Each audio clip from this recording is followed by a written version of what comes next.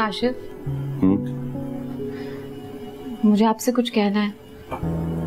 मैं भी तुमसे एक जरूरी बात करना चाहता हूँ। कहें? नहीं, पहले तुम बोलो। नहीं, आप बताएं पहले। फरिया, क्या तुम नहीं समझती कि अपने रिश्ते को लेकर अब हमें कोई फैसला कर लेना चाहिए? कहें, सुन रही हूँ मैं। देखो फरिया, मैं समझता हूँ कि अब वक्त आ गया है कि एक दूसरे पे मुसल्लत होने के बजाय हम अपनी राहें जुदा कर लें।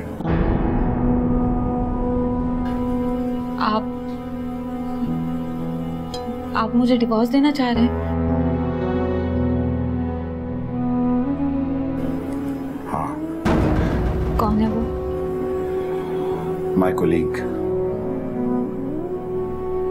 नताशा।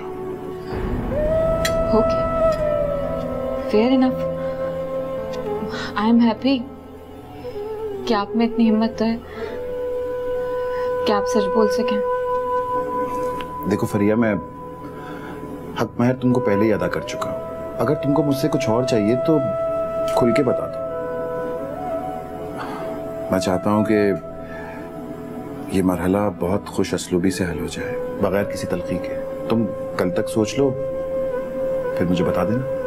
और हाँ, तुम क्या कहना चाह रही थी?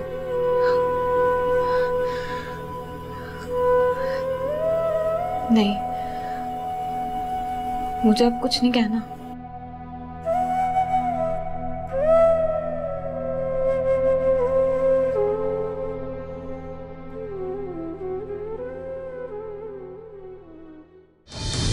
काशिफ के इतने बड़े फैसले पर फरीहा ने कोई रद्द-ए-अमल नहीं दिया। उसने कमाल ज़ब्त का मुजाहिरा किया।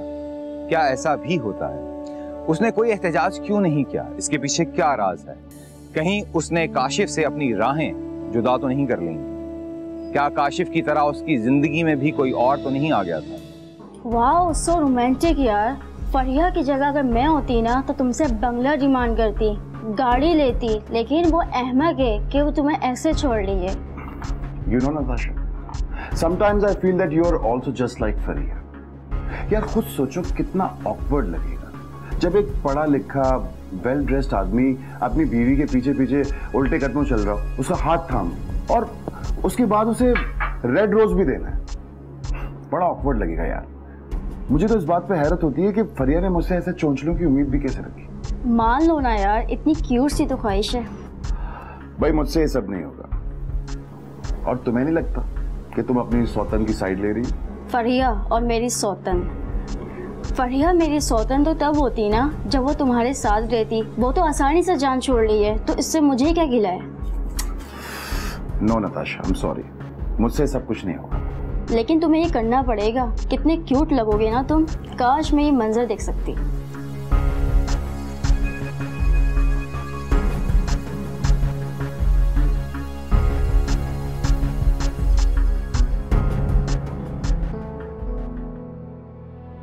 काशिफ, तुम्हें याद है 1 महीने पहले मेरी तबीयत बहुत ख़राब हो गई थी।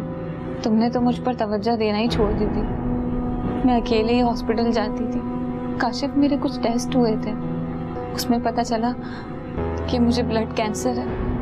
मेरे पास सिर्फ 1 ही महीना है। उस रात डिनर पे मैं तुम्हें यही बताना चाह रही थी, लेकिन तुमने डिवोर्स वाली बात की तो मैंने अपनी बीमारी छुपा ली थी, क्योंकि मैं तुमसे हमदर्दी का वोट हासिल नहीं करना चाहती थी, बल्कि मैं चाहती थी कि ये 1 महीना तुम मेरे साथ उस तरह गुजारो जिस तरह तुम मुझसे पहले मोहब्बत करते थे, ताकि बिलाल के ऊपर कोई बुरा असर ना पड़े। तुम्हारे लिए जो उसकी इमेज बनी हुई है वो ही बनी रहे। वो तुम्हें अपना सुपरमैन मानता है और मैं चाहती थी ऐसा ही रहे। मेरी बस ये आखिरी ख्वाहिश है, तुम बिलाल को कभी कोई दुख तकलीफ मत देना, कभी भी प्लीज उसे कोई दुख तकलीफ मत देना, और अपना बहुत ख्याल रखना काशिफ। फरिया, फरिया, फरिया जागो, आंखें खोलो फरिया। अरे अरे मुझे बता तो दिया होता कि तुम्हारी तबीयत ठीक है। मुझे मौका तो दिया होता अपने गुनाहों का कफारा अदा करने का। मुझे छोड़ के चली गई।